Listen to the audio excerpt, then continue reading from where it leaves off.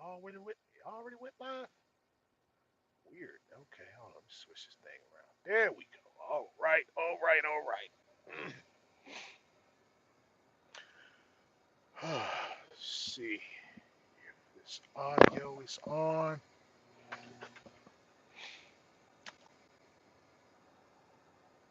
Is audio coming through okay? Come on, light. Ah, crap. All right, we're just gonna deal with this for the time being. Let's get them all in here. What's going on, everybody? It's your man right here, the one, the only, that beautiful Rhode Island Red Rooster, one of the original Road Warlords, and as always, bring you the knowledge and drop the science in this industry of what we call trucking. I know I have been away a while for at least over a month and stuff. I kept saying every day I was going to go live, dropping some information, but as the day concluded, I got tired, went to sleep, so um, so I have not been on my square, and again I apologize for that, but I'm here now. I'm here, and we are going to go into tonight's topic, which is 2022 has not been profitable. I think I might have put it in wrong and stuff. I think I put it in 2023. Left Lane Slim, what's going on with you? Hey, is my audio coming through okay?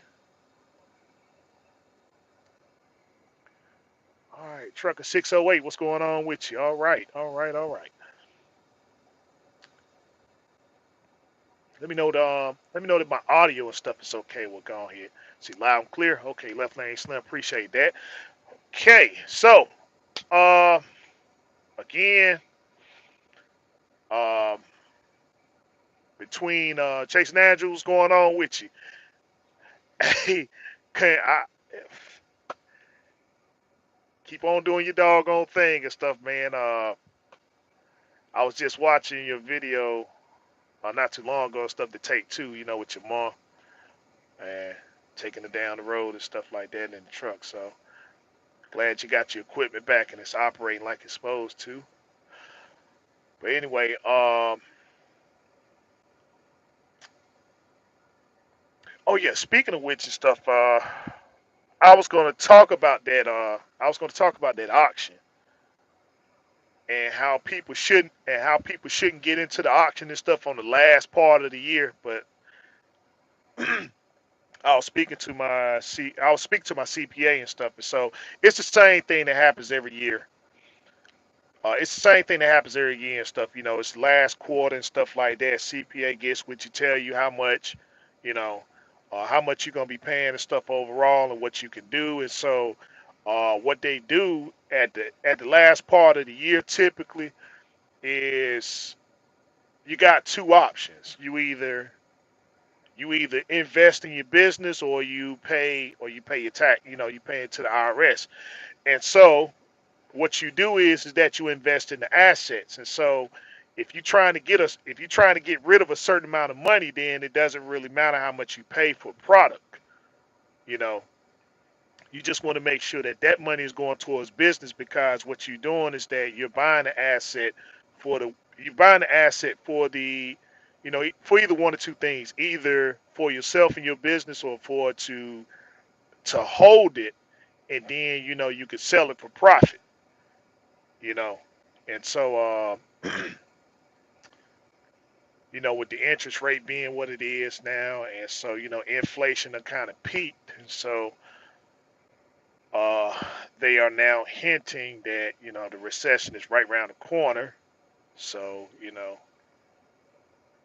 I guess for those and stuff who have, those who have and stuff, they if they can hold on to it, they can. But then there's some people, that have been profitable this year and stuff. So when you look at the auction, you see the prices of what people paid for equipment and stuff like that. Again, that's what each year. You know, that's what that is a reflection of and stuff. It's like, well, look, either Invest in your business, keep it as an asset, and then sell it later for profit, or you just put it to work for you. So, you know, you those situations there, you have very little room for error and stuff like that. So that's why they paid the prices that they did. But you notice probably throughout the year that the prices made, they might not have paid as much, but that's where that comes from there and stuff. So um, anyway, 2022 was not a very profitable year, depending on what sector business you was in. Especially dry van and reefer. So this was one of these times where if you didn't have your money in the right place, if you wasn't financially, if you didn't have good financial literacy, if you didn't have a plan implemented, then you probably found yourself back in a company truck. And so, it doesn't mean that the game is over. It's just, a lot of people are starting to realize now that, hey, man, listen, I should have won this thing with a plan, cause things didn't work out the way it was supposed to and stuff like that. And as you can see, that the price now the price is definitely gone up, even though the rates haven't. So it's going to cost you a lot more to get back into the area of independence. And so, what can you do meanwhile? Well, first thing is first is that I ask people, where is your credit? Where is your credit? What is your credit stand at? And so, a lot of people again are coming up and they saying they just don't know. So, or they'll say that, well, I made a few purchases, or I might have this, or I might have that. So there's nothing definite.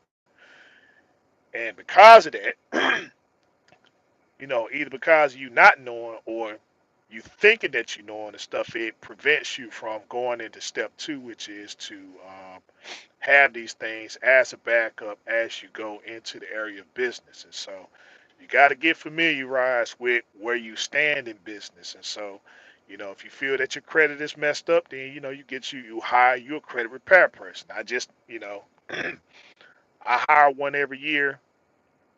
I hire one every year and stuff, to get familiarized with where I stand on things. And so, the guy I hired was $275, and so he was telling me that his price is going up another $100 starting next year because of inflation, those sort of things there and stuff, right? But um, I'm actually talking with them now, and so with several other things that are going on, I'm gonna have them actually on the platform and stuff, so that if you guys have any questions, if you have any questions or you want to reach out to him, if you want him to do credit repair work and stuff for yourself, then all the information to be up there. You'll get familiarized with him and see if you want to hire him, and so he can tell you uh, step by step what the processes are and stuff. That he can go more in depth better than I can. About the processes and stuff that him or many others and stuff do in order to get your credit and stuff where it's supposed to be. Where it needs to be and stuff, because again, it's going to be very difficult now to be, to start up a business, especially with the way things and stuff are now, because everything has went up except the rates. The pay and stuff, that's still stagnating and whatever. And so, um, you know, some of the things that they're doing now is start, as far as like equipment availability. They haven't slowed down on the manufacturing. It's just it's a lot more difficult to get your hands on certain equipment, because I made my decision. I said, well, I'm gonna just go ahead and purchase me a brand new reefer unit. I was just looking around, and I was looking around and stuff, and so good reefer units. I found good reefer units, but what I couldn't find was a good box. The box was the box was messed up, either the floors or something like that. It's gonna need cross member work. Um, The alignment and stuff was way off with the tandem. So those were the problems and stuff that I was running into. I mean, great reefer unit is just the boxes and stuff with just, you know, I said I was gonna give me a good use when I was looking at 19s and some 2020s, and they just everywhere I went, the boxes and stuff was just in real bad shape. So I said, well, all right, fine. I'll just go ahead and get me a new reefer unit and stuff. So I talked to the people, and they're talking about August or September of next year. August or September of next year before before mine can be done. And so and they're needing a decision by they're needing a decision and stuff, man, by the end of this month as to what am I going as to what I'm going to do and stuff. And so again, it's just all the used stuff that he been showing me is the reefer units in real good condition, but the box, it's either the box is messed up or the tandem is messed up. So you know I don't know what folk been doing, man, but I just don't have time, especially for the price that they're selling it for and stuff. I don't have time to be sitting there and purchasing this thing, and then I got to turn around and spend another, you know, 15 to 20,000 just to get this box straight, But yeah, it's just I don't know. That's how it's been and stuff on on the refrigerated side. Dry van, I don't know, but refrigerated, it's just tons of reefer units and stuff, tons of used reefer units, but those boxes, man, I don't know what people have been doing, man. I don't know what they've been hauling. It's I mean, they're just in some bad shape and stuff, man. I mean, the insulation is, you know, the insulation has been tearing away from the structure of the box and stuff, and so walking down, just walking down the floor and stuff, man, I just felt some soft spots, cross member damage. The alignment is way off. A few of them was dog walking, and you know, with all this stuff, and I mean, and he's still asking he's asking some heavy dollars. He's asking some heavy dollars and stuff, man. I mean, you got to put some real work in, or you could try Facebook Market. Um, at least in the area that I'm in, North Carolina, there's a couple guys and stuff. They were selling them at decent prices, but again, what's the use of buying a reefer unit for? What's the use of buying a reefer unit stuff? 5, 6 grand if you got to sit there and put um, almost $30,000.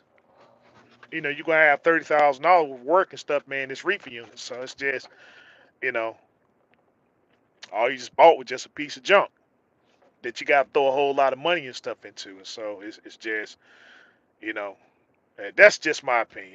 Man, I mean, based on what's been happening, based on the math and stuff like that, and the people I just been talking to and stuff. So I haven't been running into anybody that can that can do anything for these boxes. The reefer units and stuff. That's fine, no problem. They can go in there and fix it. You know, no harm, no foul. But those boxes, man. I mean, it's you know. But anyhow, that's a decision. That's a decision and stuff I've been stuck with. I got to give a decision to them by the end of the month if I'm gonna get my reefer unit stuff, man, by September of next year. You know, uh, so you know that's where they're standing and stuff, man, on equipment. So I don't know, man. I'm hoping that 2023 can be profitable, cause this year it sucked. I mean, bad. It sucked, man. I mean, if you're in the drive-in reefer division and stuff, man, there's no way a person can get up here and say, yeah, I was profitable this year. Yeah, you were able to, you were able to maintain. as far as if you got any kind of equipment or whatever and stuff. But as far as like, profitable, being profitable, like how it was back in like how it was last year. Like how it was last year. Last year, man, I mean, that was just extremely profitable. I mean, it was extremely profitable and stuff. So, but yeah, that's the thing, man. It's just some people had to make those decisions. Some people had to make those decisions and stuff, man, to say, hey, listen, I got to give it up and I got to get back in that company truck and stuff. Like, hey, it is what it is and stuff. But, again, I just asked that question, hey, where do you stand on your credit? Because I don't think that you was working on all cylinders and stuff. You can't be, if you're gonna be, if you're saying that cash is king, right? If you're saying that cash is king, then you better treat it like that. Um, it's nothing. I ain't gonna say it's more difficult to operate under a cash program and stuff. I mean, it's if you're not if you don't have good financial literacy and good financial structure. If you got to be one and stuff, man, where you got to get the latest, greatest, um, whatever stuff that comes out. I mean, you got to get the best car and the freshest clothes and stuff like that. If you're not doing investing into your business and stuff, then it's some people just had to find out the hard way. Like, hey, man, yeah, uh, I'm going to have to part this truck and stuff and go be a company driver to maintain this lifestyle and stuff. And a lot of narratives have been put out there and stuff. I mean, yeah, you can make six figures. You can make six figures as a company driver, but you're gonna have to really put that work in and stuff. And they're seeing the desperation in people now. So um, yeah, they're seeing the desperation in people. So they can kind of put a cap and take advantage, of your situation. Like, hey, where did you come from before you got here? Okay, well, I was an own operator. Oh, okay, all right. So you're an own operator comes with a certain lifestyle and stuff like that. So then they can peep a couple things out, and then you know just use that to your advantage. Like, well, hey, listen, we ain't got to worry about the typical company driving stuff. We got a lot of these guys that we got a lot of these own operators and stuff that are over here now and stuff, and they're just over their head in debt. So they got to keep that truck moving. So we got them, and they're not gonna be giving us too much of a fuss and stuff like that. So and the rest of you guys here, it's whatever. So if you're gonna operate,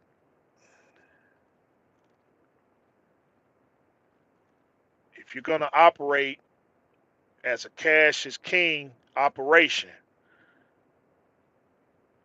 then you definitely need to act.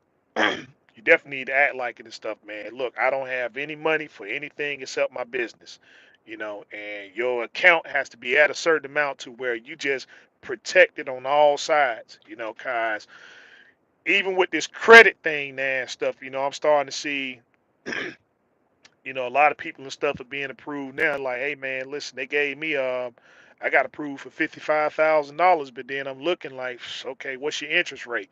27%. Like, okay, well, you know what that means, right? You know, you got 27, you got a 27 between 27 and 34% interest rate, on his credit card and stuff that you got approved for 55,000, which I'm saying, like, I mean, hey, um, it's a good, it's a good fallback if things really get that bad and stuff. You ain't really out of the game. But if you don't have a plan set up as to how you're going to take care of these things quickly, then you know you're gonna be set back real. You're gonna be set back real bad. And so it's just. I'm not gonna say it's not worth it. It's just you got to really have your financial literacy game and stuff on point. You got to have your facts and figures and stuff, man, on point. You can't be messing around. you know, your business has to be consistent, which is the other thing is that a lot of people are starting to find out now that hey, man, um, I just ran into that myself actually. For the last couple, actually for the last month and a half, yeah, for the last month and a half and stuff, I was running this lane that I was getting home weekly. I was getting home weekly and stuff, man. I mean, dude, it's just yeah, the amount of times I was able to swing by the house and actually stay by the house, and so um,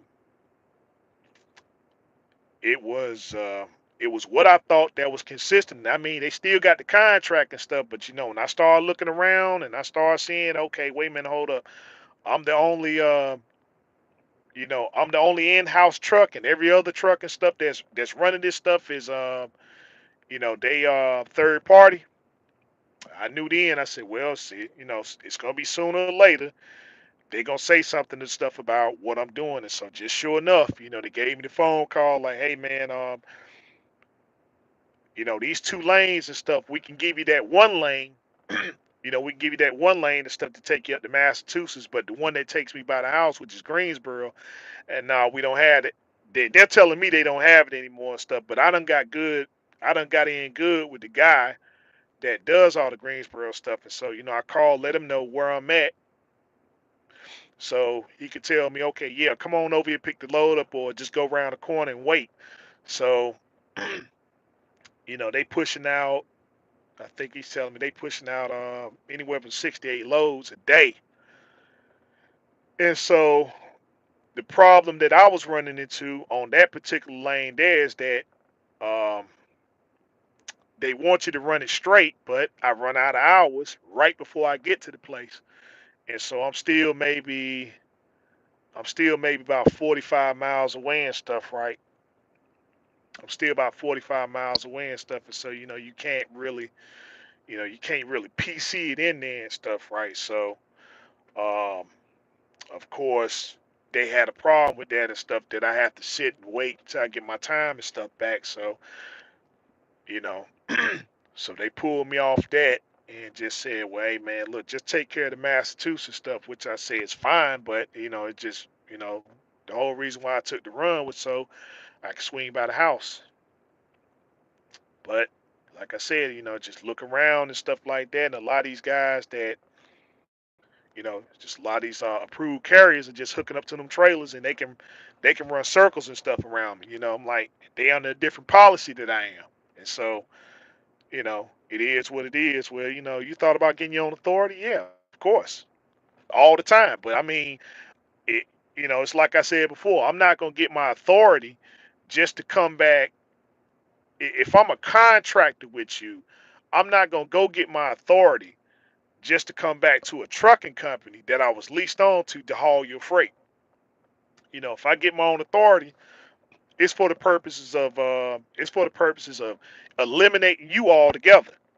I don't want to deal with you anymore and stuff, man. I'm gonna go get the contract myself.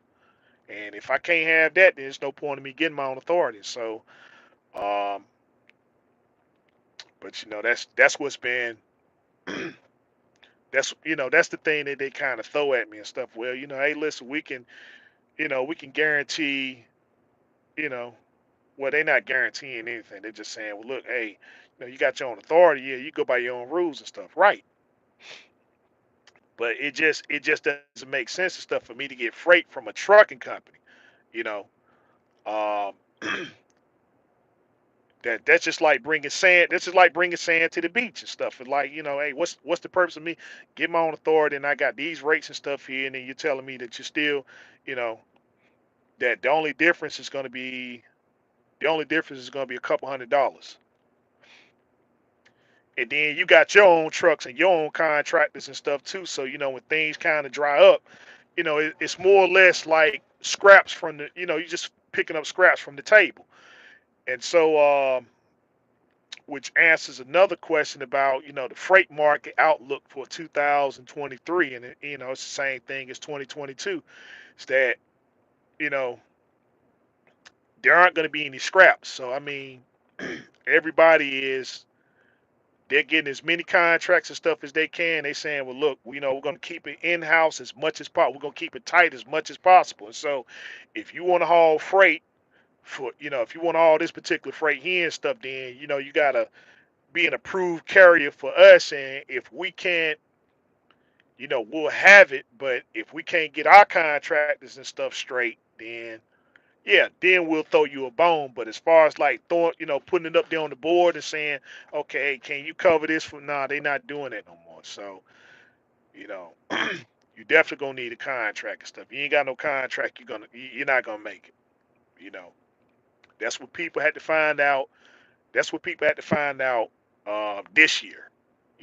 They thought that the freight market, the spot market was gonna get good. It was gonna be okay. It was gonna, things was gonna kind of pick up or whatever and stuff, man. And things did pick up, but again, just not for the spot market. That's why you don't even see them advertising and stuff anymore. Again, back in 2021, 2020, you seen people, hey, um, they advertise for that. They advertise for the DAT board, and some of your, you seen some of your YouTubers up there, some of your trucker YouTubers saying, hey, listen, use their what they were saying. Use their reference number to get a discount to get 30-day free trial and stuff. You didn't see that. I didn't see that none this year. So that just lets you know where it stands and stuff up there. So, and again, that's just a prediction for 2023. Is that it's not going to be. It's still going to be the same thing, or more or less and stuff. There aren't going to be scraps and stuff to pick up. And if you do pick them up, then it's definitely going to be for the low. They are going to beat you up bad for those rates. All right, let's see. Truck is 608. I have a paid off emission truck. I'm looking to get a 2000 or older pre-emission truck this year to have as a backup truck because parts are still on back order. Okay, well, yeah. Yeah, they're still playing that game. They're still playing that game and stuff of you know,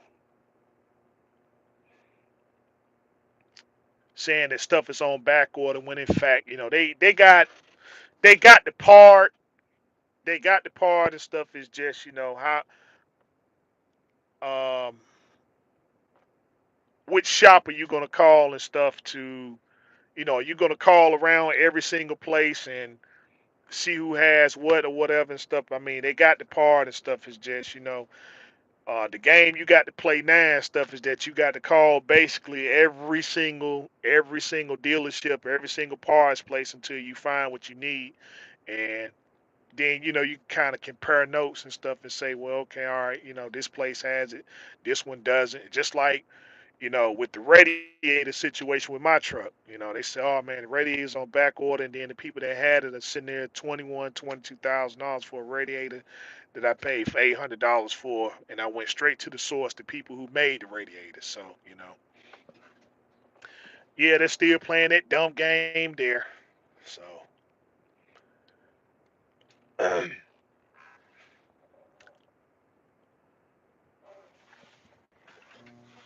So I mean, and again, best of luck. I hope that you find a pre-emission truck. The prices are starting to come down somewhat. The prices are starting to come down somewhat. So I would say around February. I would say around February and stuff. Things should teeter out and stuff as far as like buying a pre-emission truck. Prices should definitely be under control there. Let's see. Premier Facts 2022 has been horrible for me also. Absolutely. Hope things and stuff get better. Let's see. Trucker 680. You see, yeah, the year was a roller coaster in the reefer division. Yeah, because I mean they made every single excuse in the book, man. I mean, fuel sat there, got up to $6 a gallon, then because of the war, and then they got that under control, and then the next thing you know, it went back up again. They talking about a fuel shortage. Oh man, we ain't got but a 25-day supply. We're gonna be completely out of fuel. Which I'm saying like this is that now you got people that watch these things every single day as far as supply. You have people watching these things every single day and stuff. And so I seriously doubt that somebody fell asleep behind the wheel and said, and they woke up and said, "Oh wow, we ain't got but a 25-day supply." I mean, you got to sit there and you got to give accounts every single day, every single week about what supplies you have, so on and so forth. So if anything, remember somebody was saying like, man, all that PPP money and SBA money and stuff, they got all that money back. They got all that money back and stuff. And so I say, absolutely, man. I mean, so now the fuel then dropped back down at, it's in the high fours and stuff like that. I seen, they advertising. Let's see, yeah, Chase and Andrew post something. I think they playing like three and some change. I believe off the Mud Flap app though. But yeah, so I guess once that catches on, that's gonna be another reason for them to cut the rate. So just get ready for that. But then again, I feel like this is just gonna be something else around the corner to where they're gonna jack up the prices of fuel because they're gonna be jacking up the prices of fuel and stuff like that. So I don't know. I don't think we out of the woods and stuff yet. um. Also, what was the other thing I was about to say? Oh yeah, like see, like right here, I'm in over here, I'm in Greenland, New Hampshire. And let's see, diesel fuel is $4.74. But then you go over to Maine, let's see, it's probably about 5.15. But then shoot, I went all the way up to the top and they're paying, 6.10, 6.09. So they haven't really decided. And let's see, in Maine, the only places that you can fuel up at this place called the Irvins, which down south we would call it the Circle K. Circle K and stuff. So in Maine, they call it the Irvins, same place. But you know, all the Irvins and stuff, man. Their fuel and stuff is $6 a gallon. But then if you go somewhere like they got an independent place up here in Maine called Dysart. Dysart, they're paying like I think 5.09. So whole dollar difference. Yep, whole dollar difference. Let's see. Left Lane Slim, you 25K in the negative. Ooh, Jesus. Let us pray. Lord, please give Left Lane Left Lane Slim the strength and the energy to get that to get that in order and stuff because good gracious life, man. 25,000. Yeah, that's no small feat and stuff, man. I'm not gonna say I'm not gonna say that you can't take care of it, but it's gonna be a very slow process. I mean, last year 20K, that 25K wasn't nothing. That was like what, um, uh, you know, 3 weeks of hard, just 3 weeks of hard running. But you can have that and stuff and just take care of whatever. But it's just I don't know, too many monkey wrenches in the game and stuff, man. It's like just when you think you got it set up and stuff, they pull, hey man, yeah, I know that load there and stuff. We ain't got it no more and stuff. I'll take care of this little short one here, and it just messes your money all the way up. So, man, I mean, to be that deep in debt, it's gonna take a while, but All depends on what you're gonna tackle. And again, just some of those things and stuff that you look at as debt, because some of those things can be challenged. Yeah, some of those things can be challenged, man. But it's, whew, buddy, that's gonna be a tough one, man. We'll be praying for you. Let's see, they're giving parts to large carriers even if they fix the truck and even if they fix the truck and they're still under warranty. Yeah, well, I don't know. I mean, I don't know, man. Uh,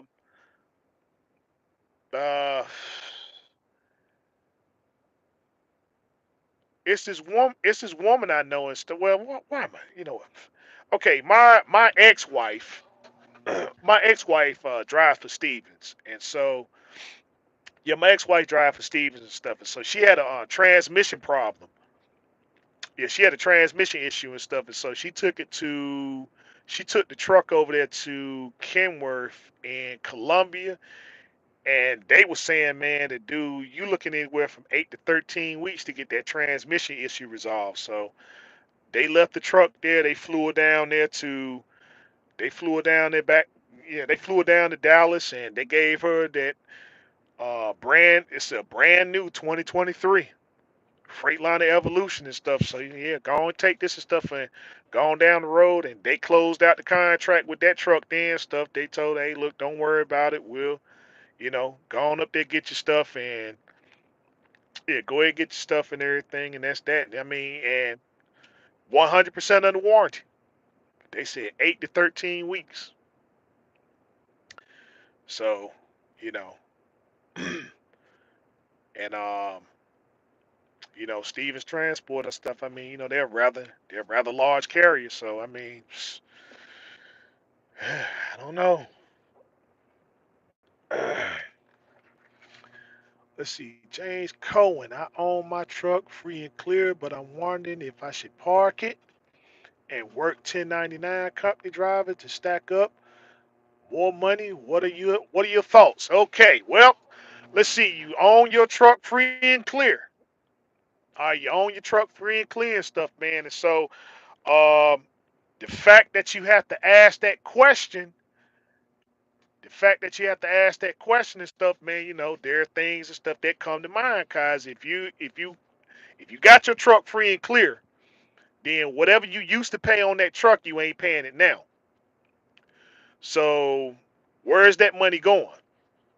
Because you need some kind of escrow. You need some kind of escrow and stuff, man. So I mean, if your money ain't where it needs to be at and stuff, then yeah, you probably gonna have to wind up being a company driver anyway. You probably gonna have to wind up being a company driver anyway and stuff. But um, that's kind of like an oxymoron and stuff, man. If you think about it, your equipment's paid for, but your equipment's paid for and stuff, but yet you don't have the money to continue on with the operation. And so, yeah, so money is not going in the right place and stuff where it needs to go. So, uh, that's that problem and stuff right there. And so, I would have to say, what is it that you're doing? What is it that you're doing to not make the money? Cause you should be in some kind of lane and stuff where there is some flow of consistency. You know what I'm saying? If you're leased on and stuff like I'm leased on somewhere, then well, there's a flow of consistency. There's a flow of consistency to say, well, I may not have large amounts of profitable income, but I do have enough to sustain my business. You see, um, because I mean, people sit there and they talk against escrows and say, well, you shouldn't have an escrow with the company. And I'm like, well, okay, um, if you need an escrow, you need an escrow regardless of stuff. It's just aren't some people just aren't disciplined enough to where they can put their money in the bank and they can look at they can look at that money and say, okay, well, yeah, hey, look, this is for my business. They're sitting over here, you're looking at 70, $80,000 in your account, And now all of a sudden think, okay, yeah, hey, let's go over here. It's party time and stuff like that. Your equipment and stuff is paid off, but you got you sit over here with 70, $80,000 in your account, and that covers you on best and worst case scenarios. So if something happens, okay, well look, let me go over here, drop this on in here and stuff, and I'm fine. But um, discipline again comes from maybe the people that's around you. You know what I'm saying? You may be disciplined, but some of the folk around you and stuff, like I said, wife or girlfriend, if they see those statements and stuff like that, then they start um, putting little ideas and stuff in your head, and next thing you know and stuff, you're pinching off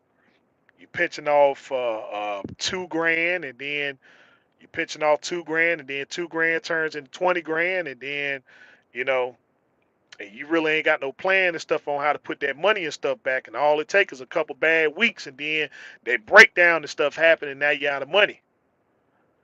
Okay, well, yeah, I guess I go on park and then be a company driver when I'm saying like, hey, um, vacationing and stuff like that. That's just not in the protocol and stuff this year. I mean, I want to go to California more than anything, and I didn't make it. And my equipment is paid off too. My equipment is paid off too and stuff. Let's see. So working for a 1099 company isn't. I mean, you can do it. You can do it, but the problem with working for these 1099 companies and stuff is that they're they're cutting corners so much. They're cutting corners so much and stuff, man. All it takes is one breakdown and stuff, and then you back to square one again. Truck got to go in the shop and stuff, and then they saying, well, look, hey man, I ain't got nothing for you to drive. I ain't got nothing for you to drive and stuff. They just one breakdown away from being put out of business.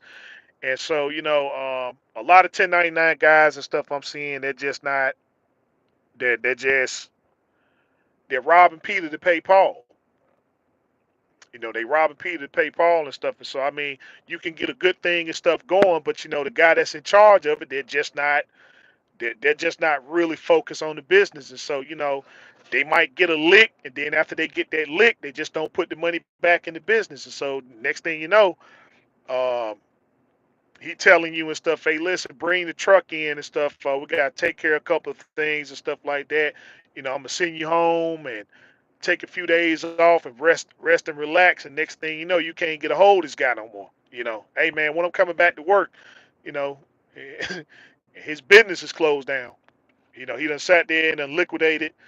You know, he done liquidated them assets and stuff like that, or the plate basically the shop that he sent the truck to and stuff, he ain't got no intention of getting the truck out of there. So they got a mechanics lien on the equipment and stuff like that. So you're just going from one spot to another spot. So that 1099 thing is dying. It's dying a very quick death and stuff. And so just don't even get yourself wrapped up in that. Just go to a company that does W-2s and stuff like that, and just do it that way. That 1099 stuff, yeah, the 1099 game is dead. That 1099 game is dead and stuff. Anybody that offers that and stuff, man, they're talking about you probably gonna get one good month out of them. You're gonna get one good month and stuff, and after that, it's just gonna be some kind of excuse. Hey man, listen, I can't pay you this week. I'll double it up next week, and you already know it's gonna go bad from there. You know. But yeah, just that 1099 thing and stuff. Just wrap that on up, man. No, don't even waste your time with it. Don't waste your time with it. Don't waste your energy with it, cause I mean the 1099 thing, you gotta look at the 1099 thing. 1099 is worse than the lease program. Now I'm just gonna put it like that. 1099 is worse than the lease program because at least with the lease program, you can work. There'll be work for you, but it'll be work for you, but you're not gonna make any money because your expenses are gonna be so high to control and stuff.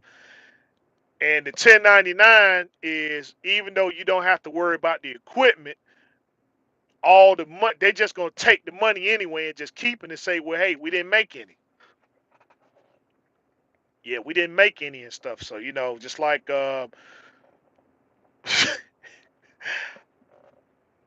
I gotta check out Super Ego. I gotta check out Super Ego and stuff, man, cause I don't know, man. I mean, it's a ton of people that's going over there and stuff, man. I'm seeing their truck. I'm seeing their trucks all everywhere, and so I don't know if I don't know if Super Ego is really that bad, or because what I'm getting from Super Ego, it's a lot of people out here. It's a lot of truck drivers out here that don't know how to read and they don't know how to do math. And that's what I'm getting from this whole Super Ego thing. It's like, you know, I don't know, man. Prime used to be that, Prime Rib used to be that way, but they kind of people don't really caught on to Prime. They don't really caught on to Prime now. Stuff somewhat. You still got people over there comfortable. I just seen a video with God. What's the guy name over there? He got 3 trucks over there now and stuff, and then he do a bunch of training. Um,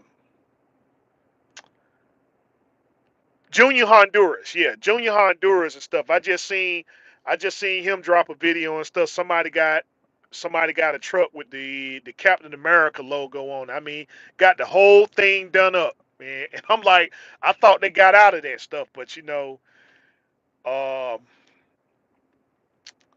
you know, Junior Honduras, he's an exception. He's an exception, and that's because he learned the game over there and stuff, and it's kind of he used it to his advantage. He used it to his advantage and stuff, but it's still some people that's looking and they're saying, well, hey, I'm gonna do that too and stuff. Yeah, give me the truck and I want it all done up and everything instead of getting their credit. You ask them, okay, man, listen, you can go over to the Freightliner and get that same truck. You get that same truck with that same design, and you can get it to look just like the Prime trucks and stuff like that, and take it right back over to the Prime, and you just pay the bank every month instead of paying the lease program every month. No, I can't do that. So it's just some people's just cool with paying 3, 4 times the amount, for some equipment and stuff that they can get at fair market value. But again, it's just some people still caught up. But at Super Ego, um, I don't know, man. It just the the problem over there with Prime, it just seemed like it went over there to Super Ego, and so now all the people that don't know how to read and do math and stuff are over there, and so they getting beat to death and stuff, and so it's always gonna be an endless supply. It's always gonna be an endless supply of people coming in there. Uh, let's see what you got. I have 15. You got 15K in the bank. I got 5K in the escrow with the carrier I'm leased on, but I'm concerned it still may not be enough for potential breakdowns, etc. Okay, well, no, you never put a cap. You never put a cap on your escrow. Never put a cap on your escrow. If you feel like it ain't enough, then keep putting money in there and stuff. I mean, if you could sacrifice a couple settlements and stuff and just say, um, if you could sacrifice a couple settlements and stuff, man, and just put in your escrow and stuff, just do it that way. Hey, man, listen, now, this going towards the truck. This going towards the truck and stuff. If you feel it ain't enough and stuff, then put as much as you can in there. And the thing is, never put any kind, have a minimum, but always put into your escrow. And that's the right mindset and stuff to have is that, hey, listen, dude, I got money in there, but it ain't enough. I don't care if you get I don't care if you get 200,000 in your escrow and stuff. Hey, look, it's not enough. It's not enough. You know, yeah, it's not enough and stuff. So that's the thing there and stuff. Just never had that mentality where you say that, well, when it comes to your business, how much should I have in there? If if you got a good thing and stuff and it's going, then just continue with that process, man. I mean, it's never a maximum amount. It's never maximum amount and stuff, man, because what you want to do is that, hey, look, if something comes up, okay, yeah, let me take care of it and be done with it. And the thing is, you borrowing against yourself because there's 0% interest. There's 0% interest at your bank, or you could charge whatever interest you want to. If you miss a few payments, okay, that's cool too and stuff. No harm, no foul. But when you start swiping those credit cards and stuff like that, I mean, they gonna want their money back. Even though they give you a certain amount of time and stuff, I mean, they're not. There's very little room for error now, cause I don't even think you know, even if you can pay them back in 30 days and stuff, right? They're not even. They done caught on to that and stuff to where they got high interest and stuff on that now. So it's not even. So whether you ride it out or whether you pay them off fast and stuff, I mean, you still gonna have to. Their interest is still gonna hit you.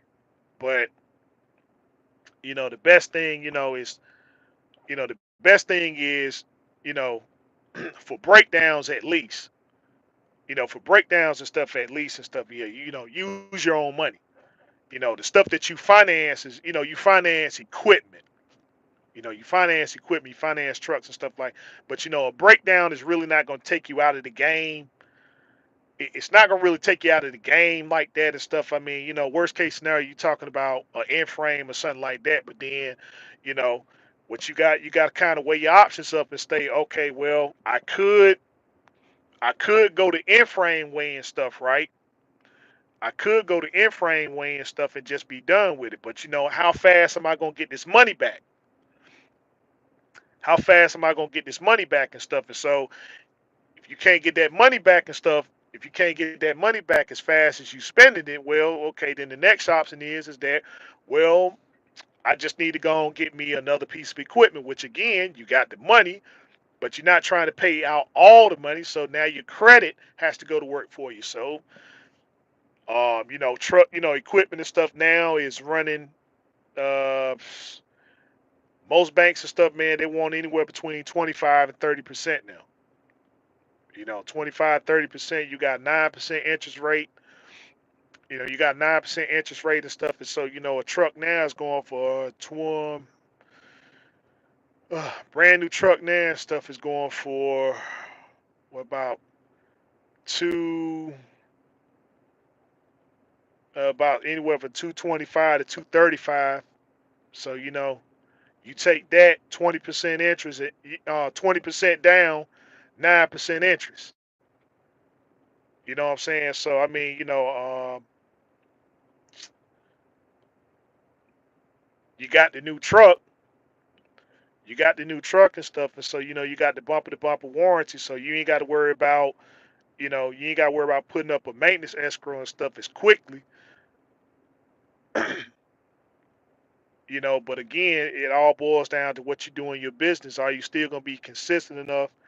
Um, are you gonna be consistent enough and stuff, to make sure that you make your payments? Because for some reason, people feel as though payments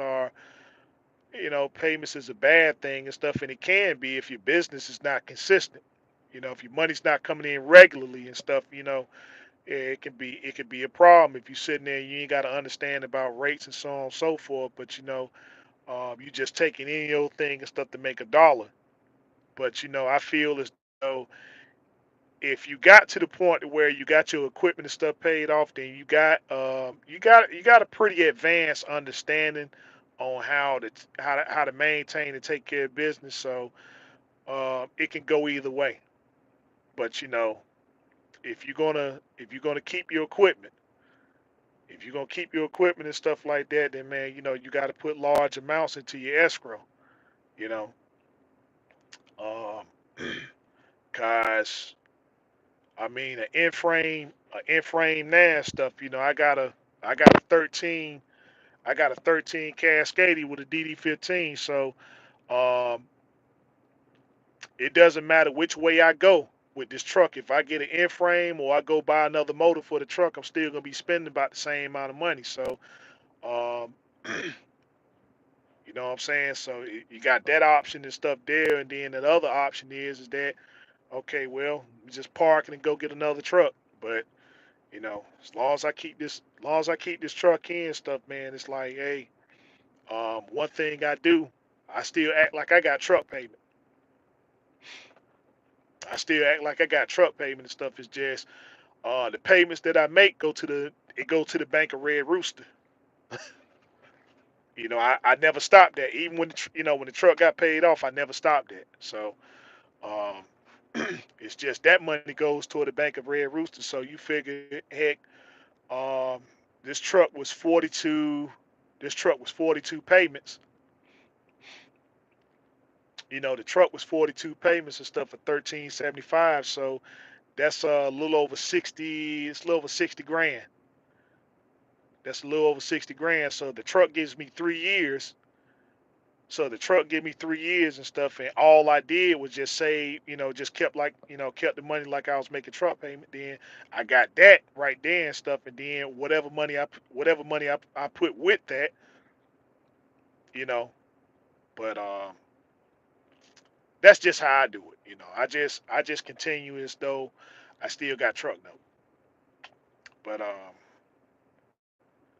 yeah, never be satisfied with what you got in your escrow and stuff, guys. It's okay, but you can always put a little bit more stuff into your business and stuff, man. Always invest in yourself. If you ain't got nothing else to invest in, if you're not sure about your investment, always invest in yourself with the things that you have. You start there, and you start there and stuff, and that's where you'll know where to go and stuff. You know, with your future endeavors and your future investments.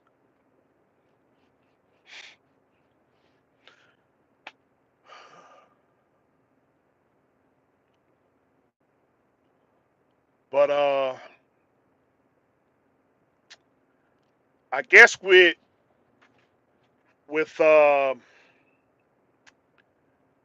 and I said this last year. I said this last year because I thought I was gonna have everything done, but it just didn't happen that way and stuff. Because you know, I thought that 2022 was gonna be another 2021 where I was just gonna be extremely profitable, but you know, that didn't happen. And so the things that I was supposed to do this year and stuff, right, like you know, just invest in more equipment and stuff so that my lives and stuff can be better. It just didn't happen. So you know, I did go to the house and stuff like that, and I didn't get a chance to I didn't get a chance to stuff to kind of look and see how things was going to be done in the house. I just figured like, well, um, I just figured that something would come along, right, and would give me a good idea, which it did. But it's just I waited so late and stuff to do it. But that's the great thing about owning your stuff. You see, you know, you could take your own time. You know, you can take your own time and stuff. Kind of when you do your stuff, you want to have it done right. So with my house, I finally figured out how I wanted things done and stuff, and so um, I just been on eBay. I've been on eBay and Amazon heavy, so all that stuff was ordered. Yeah, so all that stuff is ordered. So all thing I do now is just go to the house and set it up. But um, I'm looking at that now and stuff since I know which way and stuff to go. But then the other thing I wanted to get set up was if I'm gonna be doing my lives and stuff from the house, then of course I got to make sure I got a, VPN set up to where can't nobody hack and make some kind of phone call and stuff and do, you know, do some kind of swatting and stuff like that. Cause they did that to, they did that to Pale Rider. This guy called Pale Rider and stuff. He was doing a live feed and stuff. Next thing you know, SWAT team came to his house. SWAT team came to his house and stuff, man, almost killed the guy. So, um,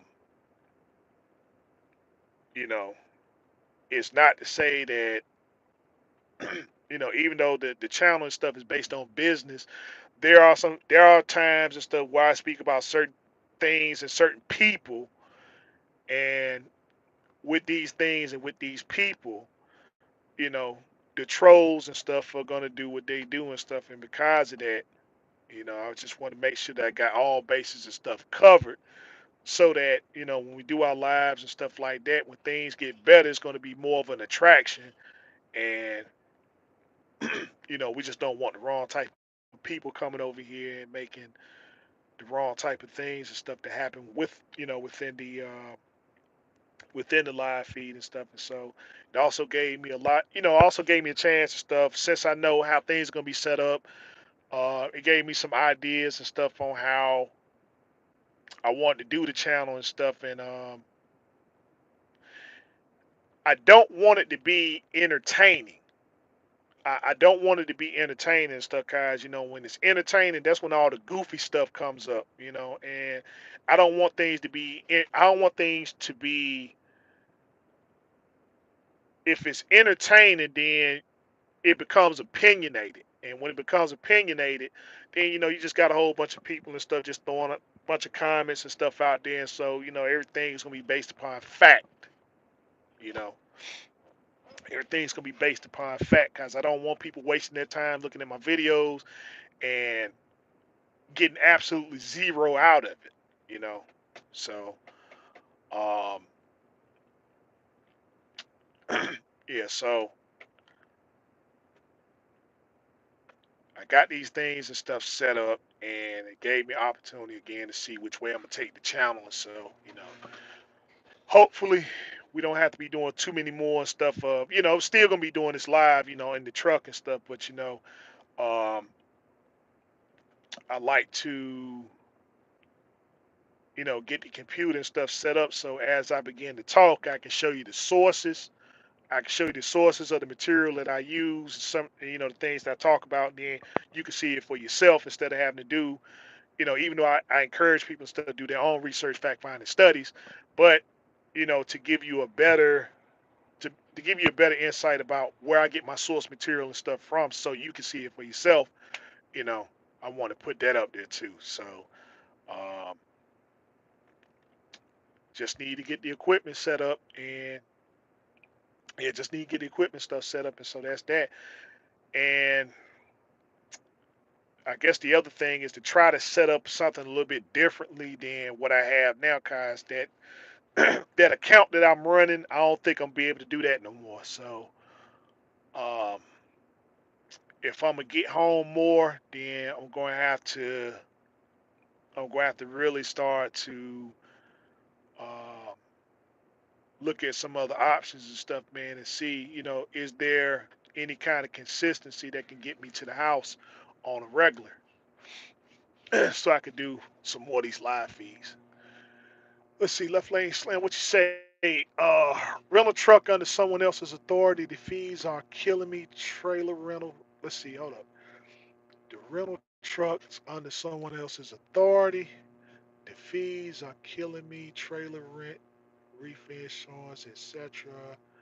I'm good though. I understand the business. I made a series of mistakes. Well, hey, those are the best. Experience is the best teacher. Unfortunately, but I mean, it is what it is. And so, I hope that cause like I tell people, man, hey, look, there's nobody that made more mistakes in this industry than I have. So, don't feel bad. Whatever you say, I'm pretty sure I done did something that topped that. So I'm like, as far as as far as business decisions and stuff like that, man, I mean, I made some horrible business decisions. And so, I share these experiences and stuff like that, and hopefully that you don't become, you don't do the things and stuff that I did. Cause um, between between 2000, between the year two, let's see, I got my CDL in 2022, and between 2022 and 2007, that's probably been my best years in life. But anything past from 2008, it's just been, yeah, from 2008 and stuff, man. That's where a series of my problems and stuff that came from. A series of my problems. That's where a lot of stuff came from. A lot of it dealing with inexperience and um, some of the things just dealing with life. So, but I don't think that anybody's situation can be any worse than mine. So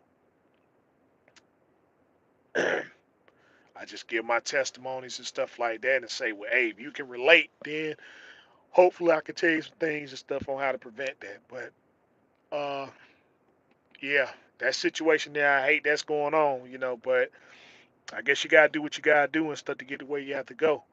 But just don't get comfortable. I mean, guys, he's definitely not making it comfortable for you, and especially this, especially in this atmosphere and stuff here. Like, dude, I had to do the whole rental truck thing too.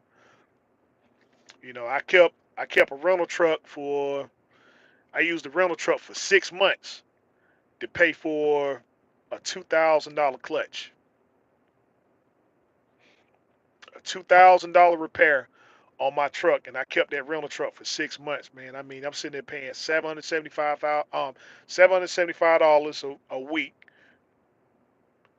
and I kept the truck for 6 months and stuff, and then I was still charged another $10,000 after I turned the truck in, and it took me a year to pay that off. So, you know, the money that went into the truck that I never got to own, and then they got another 10 grand and stuff on top of that, you know, and none of that went to my initial business. It just went to other people.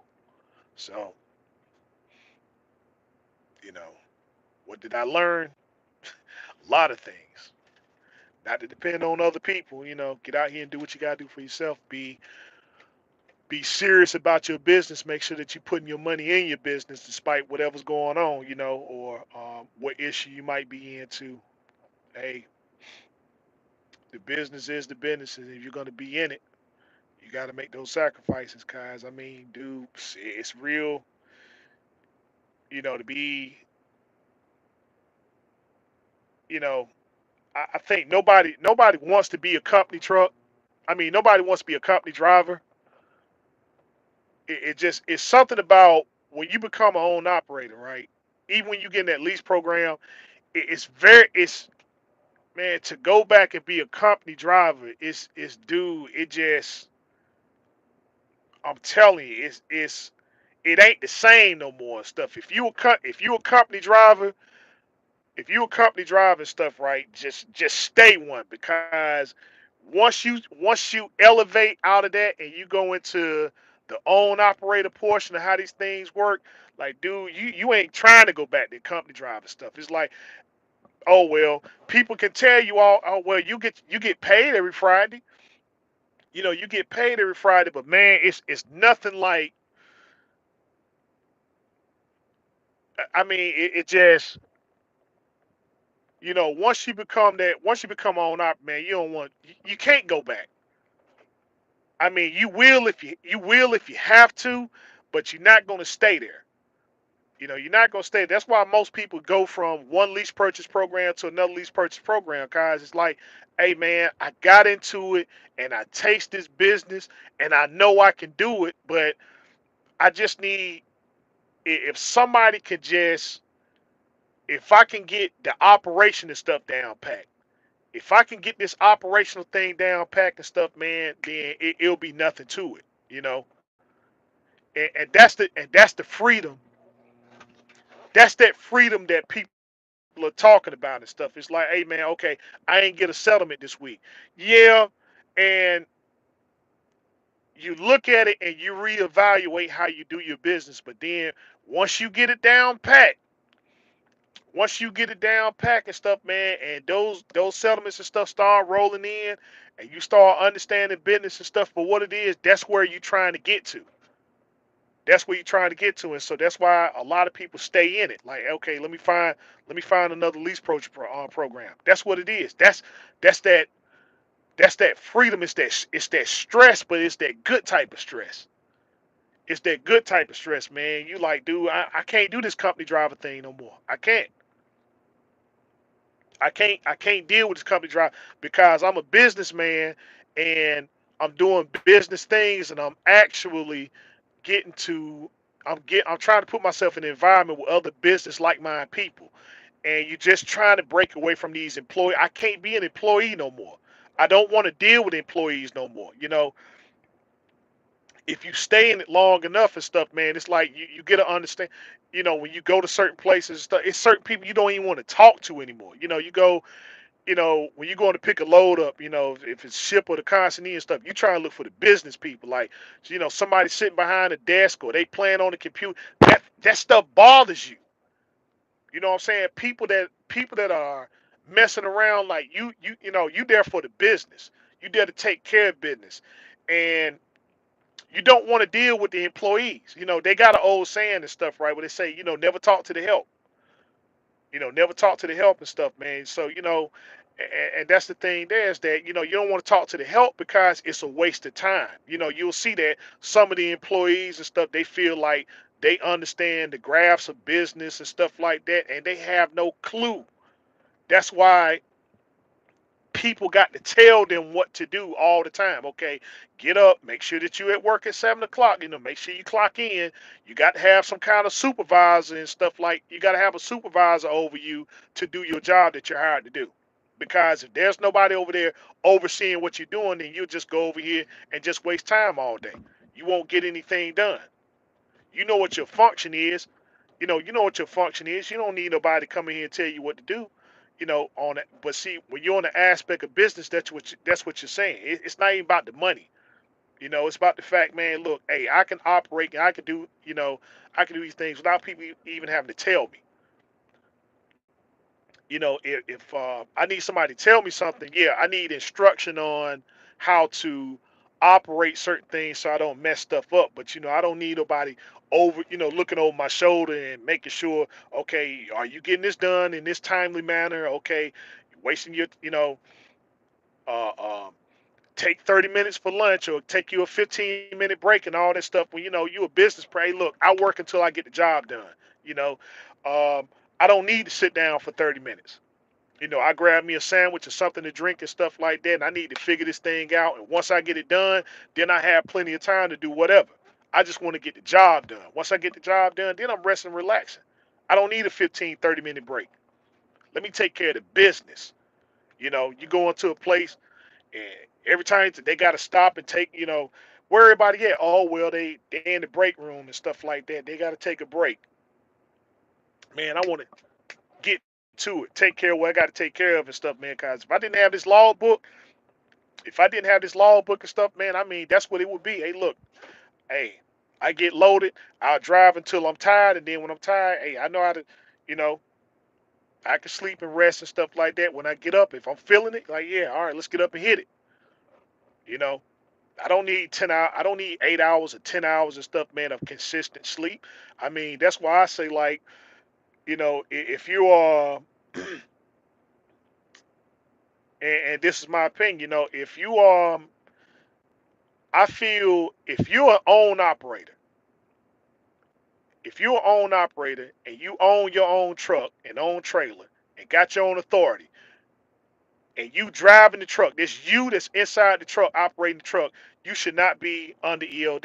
You shouldn't be under logbook status because when you tired, you're gonna pull over. You're not gonna push yourself and you're not gonna be pushed. So when you get tired of stuff, of course you're gonna pull yourself over. I mean, you're gonna pull over, get you a, get you some rest, get you some proper rest and stuff like that. Yeah, I'm gonna get up, I'm gonna ride. You know, when you get tired and stuff like, you feel yourself dozing off. See, the own operator, guy's own truck, his own trailer, he knows, man. Okay, I'm not gonna push myself. Despite the fact that you get a bad rap of talking about that you doping up and all the other stuff there. No, that's what they did to us as company drivers. That's what they did to us as company drivers. You know, all the company drivers and stuff, you know, all the accidents and fatalities stuff, that's where they come from. An employee pushing another employee to do things that you normally wouldn't do. Like, well, hey man, I would like to pull over and get me some rest and stuff, but I can't because my boss man is on my tail. What I'm saying that if your actual boss man was out here on the road and stuff, if he had to operate this thing himself, then you know he know what time and stuff it is, and usually that's what the businessman is saying. Hey, look, don't push yourself too hard. But the employee who doesn't understand business gets on a power trip. They get on these power trips and stuff because they don't understand what real power is. They don't understand what real power is and stuff. You know, okay, you got promoted to a supervisor. Oh man, they start cleaning the house and firing folk and all the other stuff. Then the next thing you know, the business go down the drain. Hey man, what's going on? You know, because you gave him a power position, but he doesn't understand with power comes responsibility. You know, some things go on, right? Some things go on and stuff, but they know that these things go on because it's for the sake of business. Okay, if it gives, it may be it may be a little bit unorthodox and stuff on the side of doing business by the book, but if it keeps the morale up, if it keeps people, you know, if you're still doing the job and stuff, right? You know, like they don't want you playing music at the job, right? They don't want you playing music at the job. But if people saying, well, you know, hey, if the music is what keeps you in the mood of operating the bit of getting the job and stuff done, okay, listen, I'll allow it to keep the morale up, you know, to keep the morale up. But then some supervisors power tripping and stuff like that, talking about OSHA rules and regulations. When I'm saying that, man, you can sit there, you can follow this stuff by the book and still get into an accident because it's somebody else's fault, you know. And so, you know, it's like this other, you know, you guys probably seen this guy on Instagram. I mean, he on TikTok, got his beard and stuff, and he always commenting about truck drivers. Well, the rules and regulations, OSHA regulation, FMCSA says this, that, or whatever. You know, it's like, man, dude, hey, some of the most unorthodox things is how you get the job and stuff done. That's what makes a businessman a great businessman, innovating, coming up with new ideas and new concepts on something that, yeah, I know what the regulation and stuff say, but you know, hey, look, I'm gonna step outside the protocol and stuff, and he does it, and he becomes more efficient at it. But then everybody breaking out the cameras and stuff like, oh, look at what this driving stuff doing. You know, OSHA rules and regulations, but then they don't think that, well, the same rule don't apply to them. The same guy getting up there having road rage incidents and yelling at folk and all that, but you know, he getting up here talking about FMCSA rules, regulations, that type of stuff, and then you put yourself in that compromising position. I mean, you know, come on, man, it's that's just nonsense. But see, when you ain't so when business is not your strong suit, you'll always think that you're right about everything. Oh well, let's just see what the book has to say. Let's see what the book has to say. You know that nonsense and stuff there. So you know that's the thing that, man, like business people gonna think like business people and do business type stuff. And I don't need some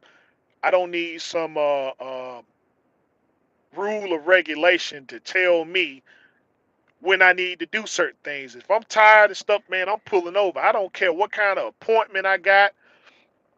I don't care what kind of appointment I got or what they got set up and all that stuff there. If people did what they were supposed to do, then yeah, you're gonna get your load. Absolutely. I mean, you know, if you tell me to be here at a certain time and stuff, and if business does what business supposed to do, then you doggone right. Cause what you saying is that you value, you know, and that's what business people do, is that they value the time and stuff because they want you there at a certain time, but they also value their product, making sure that it gets from point A to point B. So I'm not gonna waste my time, nor am I going to waste your time. So if I need you here at 8 o'clock to pick up this load, then hey, look, I got to have you out of here and stuff by a certain time. I'm not gonna hold you up no 2 and 4 hours and then say, okay, go on hit the road, and then know that you're gonna run into trouble and stuff on the other end. You know, you going somewhere and then they talking about that you got to reschedule, you got to pay a late fee for something that ain't your own fault. So as a business person, you gonna sit there and say, well, hey man, dude, I can't deal with that cat. I can't deal with that cat. Now word of mouth stuff goes to other business people. And they saying, well, yeah, I'll deal with you, but the rate's gonna have to go up. The rate's gonna have to go up because you got bad business practices. You know, and so now he's sitting there paying 3 and 4 times the amount to get something, to get something done where he could have paid at a fair market value. You know, had he valued your time and had he valued your time and the product the way it's supposed to be, you know,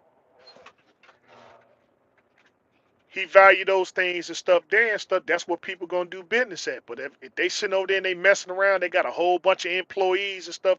Okay, you there at 7 o'clock and then he ain't getting you out to sometime at noon. You gonna remember that? Like, good gracious, man, I got the rope. My clock is already done started and stuff like that. What you want me to do? You still want on time. You still want on time delivery. You still want a perfect performance, and then you asking me the question. Okay, well, what happened? Yeah, the business person is asking what happened. Well, you need to go and check your house first and see and get your house in order. Because if I'm telling I tell anybody, man, if you don't value my time, I'm not going to value your product. I can make sure that it's going to get there safe. But if you want it there on time, you better value my time just like I value yours. You tell me to be there at 7 o'clock, I'm gonna be there. I'll be there early. But you don't value my time and stuff, I'm definitely not gonna value your product. It's simple as that, man. Why didn't my stuff deliver at the time it's supposed to? Cause you didn't value my time. Simple as that. Hold up, what you got? Let's see. DL, let's see what's going on with you. All right, let's see. Left lane slim. Let's see. I'm good. It's a learning experience. If business was easy, everyone would be doing it. Absolutely. I'm in this for the long haul, but mama is looking at me like, yeah, it's Christmas time. Hey, man, listen. Hey, dude, I can probably go into a whole tangent about this Christmas, man. I can go into a whole tangent about this Christmas. Like, man, look, make a long story short. I had to raise 3 kids. I had to raise up 3 children and stuff, man. I'm telling you, it's nothing makes you more nothing messes with self more than the fact that your kids ask for something and you can't get it because you ain't got no money. You ain't got no money, man. They asking for stuff and you can't buy it because you ain't got no money. Christmas time come up, everybody got stuff, and then, you know, I couldn't get these kids nothing. So we fast forward, now it's 2022, you know, I can get these kids all types of stuff, but they grown now. You know, I can get all the PlayStation 5s and the Xbox series and stuff, man, and take trips to Disney World and all that stuff there. But the kids are grown now. That's the thing that sucks. It's like, dude, you know, I didn't have the time or the money, and now I got both time and money, but the kids are grown. And so, it's just, it sucks, man. Yeah, you going to get that look. You going to get that look, man. You know, it's in business, you're going to be one or two. Either you're going to be a good business person. Either you're gonna be a good business person and a horrible family man, or you're either gonna be a good family man and a horrible business person. But you can't have both. You can't have both and stuff, guys. Both require time, energy, and resource.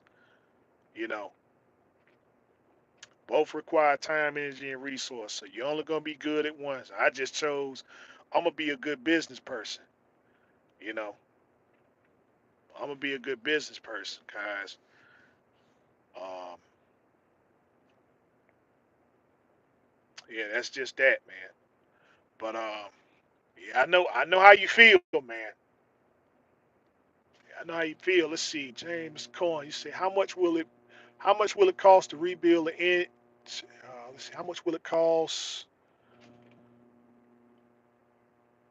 Let's see, how much will a rebuild cost or engine swap? I have a 18 Freightliner automatic transmission DD15. My emission system is still intact. Whoa! Well, Mr. Cohen, first, congratulations, man, that your emission system is still working. I mean, we need to give you a hand for that, man. I mean, bravo. But um, okay, with your DD15, you got 2018. So I'm gonna take a shot in the dark. I got 1,000,000 miles. My truck is a 13, so you probably got anywhere between five. You probably got anywhere from 5 to 700,000 miles, right? So if you in that area right there, then you safe. You okay. Just make sure that you stay on your oil changes. Make sure that you stay on your oil changes and stuff like that. Um, yeah, do your oil changes and stuff on time. The fact that your emission system still working stuff is the fact that that right there in itself says that somebody took care of that truck because let's see, it was 18, so your truck was manufactured 17. So you're talking about what, 17, 18, 19, 20, 21, 22. So your truck is uh it's at that 5 year mark. It's at that 5 year mark and stuff, and that's usually when them emission systems start acting up. Usually around that fourth year. But you got 5 years and that thing is still kicking like it's supposed to. Just make sure that you stay on your oil, stay on your oil change like it's supposed to.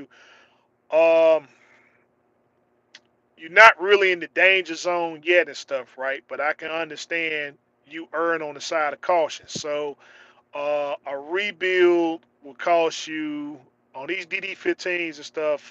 They're costing right now around 33,000.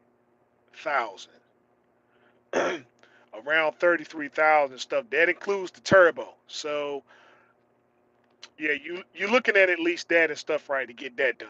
So you're gonna need that. You're gonna need that and stuff, man. If you want everything done, around 35,000. Your transmission.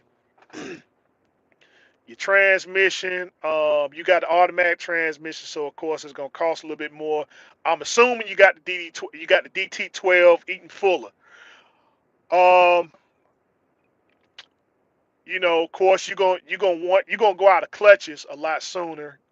You're gonna wear your clutches out a lot sooner and stuff. But I don't think that with your DT12, you might run into sensor issues, which you're gonna run into sensor issues and stuff like that. But um, the computer pretty much controls the shifting of the transmission. So I mean, it's synchronized and stuff like that. Of course, things and stuff can and will go out, but it's not like it's jamming it in there manually and stuff. So your transmission, you won't have too much to worry about with that. It's just you're gonna have sensor issues and clutch replacements. So that of course requires them having to drop the transmission. But again, transmissions aren't transmissions aren't engines. So don't think on the concept of that. Like I mean, they can have your transmission drop in 30 minutes. All it is just 10 bolts. All it is just 10 bolts and stuff, man. Things just drop round down. You know,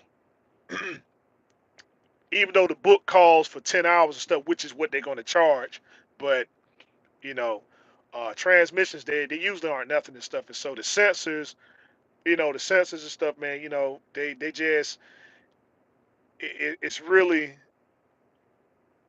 yeah, the sensors really aren't nothing either. So it's no big thing and stuff. Like I said, yeah, the biggest thing, of course, with your truck is gonna be the motor, but the fact that your emission system is still intact, you know, they let you know that your stuff is still running strong. So make sure you do oil changes at the time they're supposed to. Uh, a good figure and stuff to have is about 30, anywhere from 33, 35,000. Let's see, DL, what's up, Andrew? If he's still here, let's see. Left Lane Slim, let's see exactly. I can't stand someone telling me when to work. That's where DLT has hinged me up. That logbook, they had to sit down 3 times already, right? Let's see, right? We know when to sleep. Yeah, absolutely. Let's see. I'm very safety conscious. I know when to sleep. This is my business. I refuse to let them and people tell me how to run. Absolutely. Let's see. For the master teacher himself, let's see. Once you own your equipment, you get 100% freedom. Going back, company is devastating. Absolutely. I want. I wanted to go back company to learn how to use. Let's see, the belt, live bottoms, cattle trailer. Yeah, that's about the only way. That's about the yeah. If you go company driver, you ain't trying to do this stuff like, oh well, I'm gonna do dry van, refrigerator stuff. Nah, like you going back to get some kind of skill. That's it. Hey, look, I need to, grain hauling and stuff. Yeah, I'll be a company driver for grain hauling. You know, the belly dumps and stuff, cattle hauling and stuff to learn that skill. But once I get it, I'm out of there. I'm all okay. Um, learn those lanes and stuff, as opposed to buying it and then, buying that stuff and then have to learn from, have to learn off your dollar. Like, hey, okay, he got a company truck sitting. Like, yeah, to do that, yeah, I'll do that. But talking about man, drive in, refrigerator stuff that I already know how to do, and being and just going back to be a company driver for that, you ain't learning nothing. You know, you ain't learning nothing and stuff like, hey, yeah, I'll be a company driver to be, to haul cars and stuff like that, be a car hauler. Yeah, I'll be a company driver for that, you know. Um, Heavy equipment, that stuff like hauling windmills and all that stuff there, like they need, I need about 8 or 9 state troopers and stuff like that. Yeah, I'll be a company driver for that to learn that skill. But man, shoot, once you get that skill set, all right, hey, I'm out of here and stuff, man. Where you going? Oh yeah, yeah. I done went on here and got that trailer and stuff, so we good. Yeah, we good, man. But um, yeah, but that you made a real good point on that and stuff, man. Yeah, if I'm gonna be a company, it's gonna be for that stuff. I'm talking about, yeah, skill. You know, hauling bulldozers and tanks and stuff like rocket ships and all that stuff there. Yeah, I'll be a company driver for that. But you talking about man, shoot, drive in and reefer you company driver, man. No, no, I done mastered this. Yeah, I done mastered this and stuff, man. Ain't nothing else to it.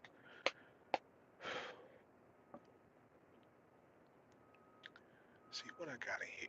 80. Oh, I got 92 minutes. Good gracious. All right, fellas. Well, listen. I'm gonna go ahead and jump on off here and stuff, man. I hope that the information I gave you was helpful. If not, then my contact information is on my YouTube page. Text me first. Let me know who you are. Let me know what the subject matter is and stuff, man, and we can set something up so I can get back at you to talk about whatever issue and stuff that we need to address. That also gives me the time to bring up whatever information stuff that's needed so I just don't get up here and be rambling the whole time. Information is power, and I want to make sure that you are powered equipped. Uh, Follow me on Instagram, which is Rhode Island Red Rooster 22. Rhode Island Red Rooster 22 on Instagram. I always post up things about my 2013 Freightliner Cascadia. And with that being said, hold on. Let's see. Somebody put something out there. Let's see. Car haul gross 4K a year. What? You can do 4K. You can do 4K a year hauling cars as a company driver. I mean, cause as an own operator, I'm like, that's kind of a, that's actually that's a little bit of a letdown and stuff. I mean, cause shoot, I can do 4K I could do 4K in this reefer thing and stuff. I mean, but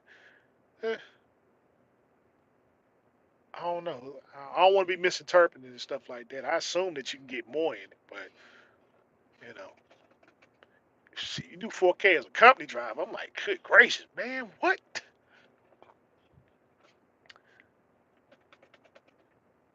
Because I mean, I believe as car haul. Let's see, their trucks are.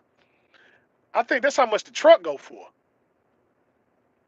Yeah, the truck probably go for about 400,000. Let's see, no, about 150, 150 as a company driver. Okay, well, that's not bad. That's not bad. I think the number definitely needs to go up and stuff, man. Cause it's just um okay, left lane slim. Yeah, of course, man. You be safe out there too.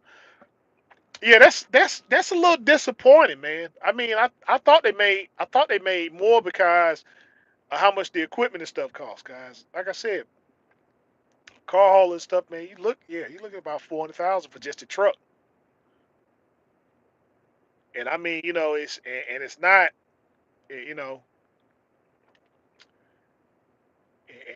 it's not like you can have a great big old sleeping stuff in and something like that. Like, you got a cat. I'm looking at one there and stuff. Cats can sleep on it, but it's new equipment.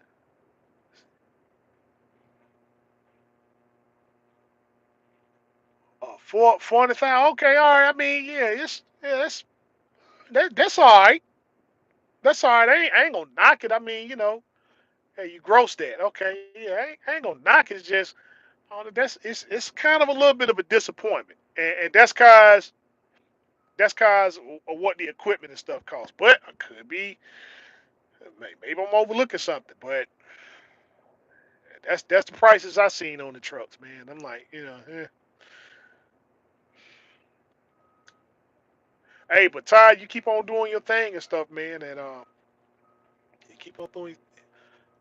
Oh, oh, okay, all right, okay. Well, yeah, all right. That's different then. Yeah, if it's within spec, yeah, yeah. If it's within spec, I mean, it's just, you know, yeah. If you can get one for 100,000, then yeah.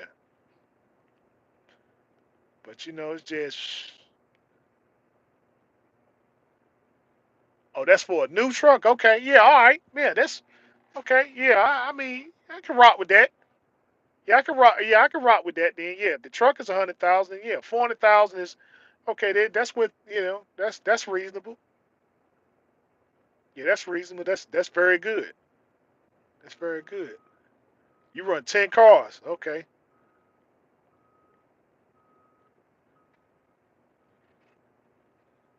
Yeah, it's just I don't. I mean, hey, bro, shout out to you, bro, Ty, cause man, I mean, to me, me with my goofy tail and stuff, man, I'm like, I'm scared. I'm scared that I probably wind up messing these cars. I wind up crushing one or driving it off the, driving it off, or it fall off the trailer and stuff like that. Or I ain't strap it down right, so it just, I mean, I can see doing it, but I'll just be real horrible at it. Like I'll be on the highway driving 25 with my four ways on, stopping every 5, 10 miles and stuff. Like, hey man, let me check these chains and these straps. Oh, you can do 3K a day. Okay, all right, man.